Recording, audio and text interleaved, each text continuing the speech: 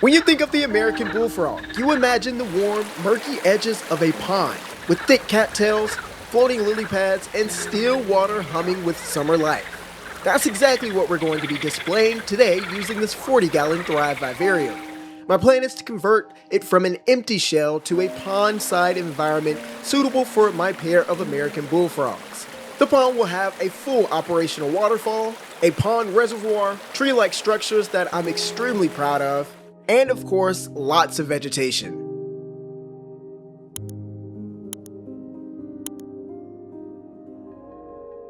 To start this build, I like to introduce a sense of three-dimensional depth. Using Great Stuff Pond and Stone, I can create my background, and using a new can this time. If you know, you know. While the foam is still wet, I packed down peat moss and cork sheets that I collected and cleansed on my own, which in fact saves you a lot of money. Now that the foam is done, I'll let it sit for 24 hours.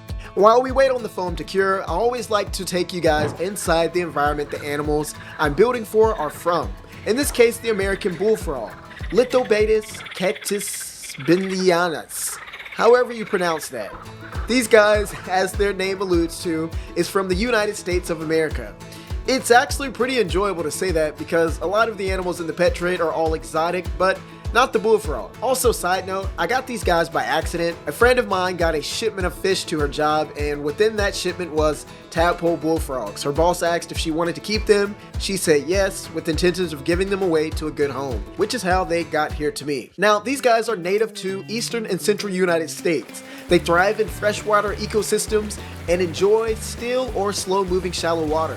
They enjoy the climate warm and humid, and they also enjoy places to hide and or bask, which we'll be providing. In fact, the environment they'll be living in with me is around 75 to 85 degrees. Honestly, anything warmer could possibly cook them, and anything colder could possibly freeze them. Now that the background has had its chance to settle, it's important to knock off any loose peat moss and apply more with silicone if you notice any foam crackling through the surfaces. Good rule of thumb is to use black foam when applying the foam, because if by any chance the foam creeps through, later in this process it won't stand out severely. Hence why I recommend using Great Stuff Pond and Stone. I now want to begin with what I call the skeleton of the build. This includes using egg crate light diffusers and creating a land platform that will float above the water source. Well, not so much float, but sit above the water source. This will ensure that plants that don't want to be standing in water will have enough elevation to thrive while still getting the water it needs to drink. But we'll dive into this a little bit later. Now, if you notice, I made this platform with a slight downward angle. This will come in handy later when building the waterfall, you know, because the way gravity works. But making these platforms are easy. Just cut them to the height and length you want the land to be, then zip tie it all together, and there you go. You got yourself a stand. A land stand, if you will.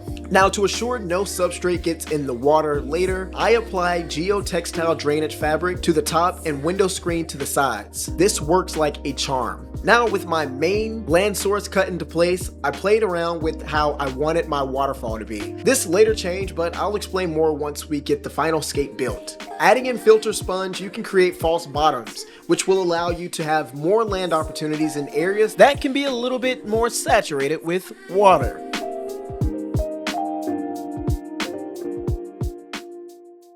With the skeleton done, it's now time to add in my hardscape. I have this huge collection of sticks, branches, you name it, that I collect by the week.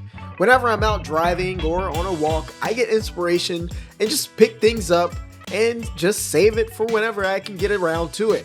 Like these I selected.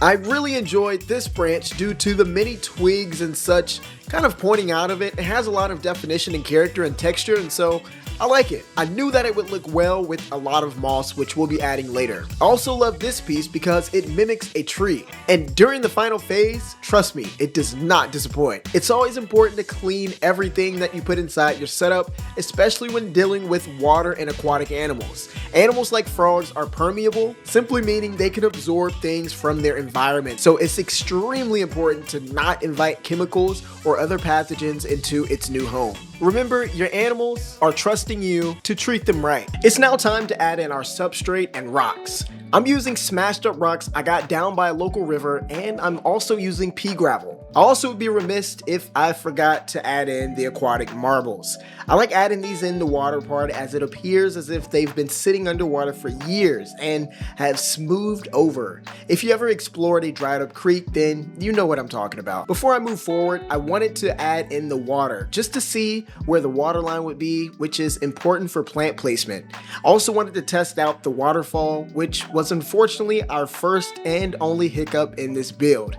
With it leaking profusely through the cracks, I decided to just use more stone. Just so you know, I applied bricks under the egg crates to help distribute the weight. Moving forward, I have more optimal solutions in going about this, but I'll save you that rant in another video. You can always message me or comment with questions, and I'm always happy to help. But now that my stones are in place, I'm extremely happy with how it turned out. In the future, I probably foam the leaking points, but it wasn't that big of a deal as majority of my plants are for marginal use, which means they can pretty much survive in standing water or overly saturated substrate. Now, the plants we'll be using will be placed in the enclosure from marginal, which means they again can be in standing water, and also have some plants that don't want anything to do with floating water. So the far left side plants don't want to be standing in the water, the middle plants are a little more hardy, and far right can withstand just about anything. I'll start listing down below the plants I'm using as well if I have at least one person tell me to take that extra step. Other than that, I'm not gonna do that because it's really just extra work, and you know, if nobody cares, why even do it? And lastly, the moss I'm using is fern moss and sphagnum. They do extremely well in aquatic setups, and they kind of blend well and look nice. Per usual, make sure you're cleaning off the substrate and make sure that you are keeping the plants hydrated as you install them into the vivarium.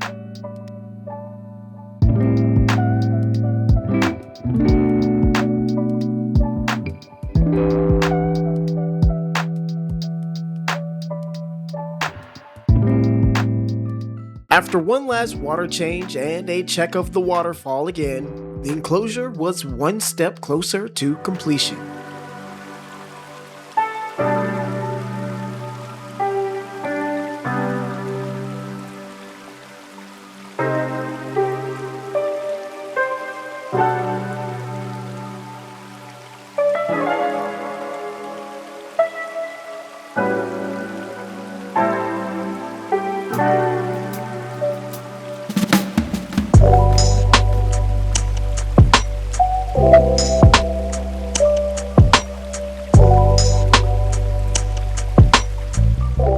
After days of waiting and also adding in a few little corks, botanicals, and our cleanup crew provided by our friends over at Tarantula Cribs, it was officially time to add in our inhabitants. The moment we've all been waiting for.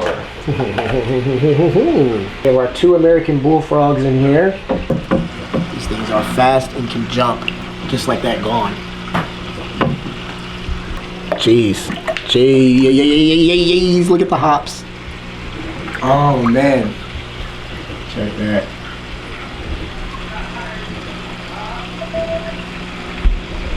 Come on, I'm trying to take you to a new home.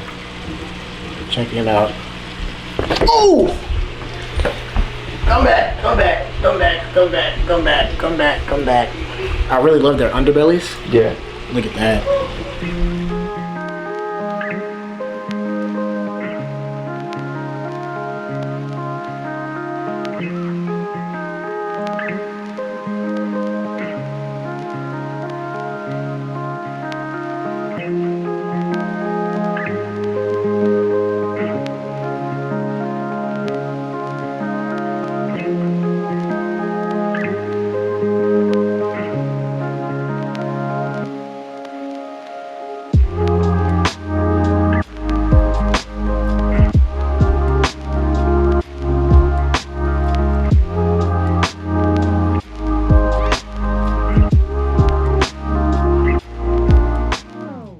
Alright, that's gonna wrap it up for today's video. I hope you guys enjoyed. Be sure to comment down below and let me know what you think of this. Is it 10 out of 10? Is it 1 out of 10? Is it something that maybe you could do? I don't know. Let me know down below. All of the engagement helps push the video to more people and allows me the privilege to be able to do bigger and elaborate builds. I truly have a passion doing this, and I know my animals love it as well because it truly is a piece of nature brought indoors. Consider liking and consider subscribing and turning on those post notifications so you don't miss another video. As always, God loves you, so do I. Spread love, not hate, and I'll see you in the next one.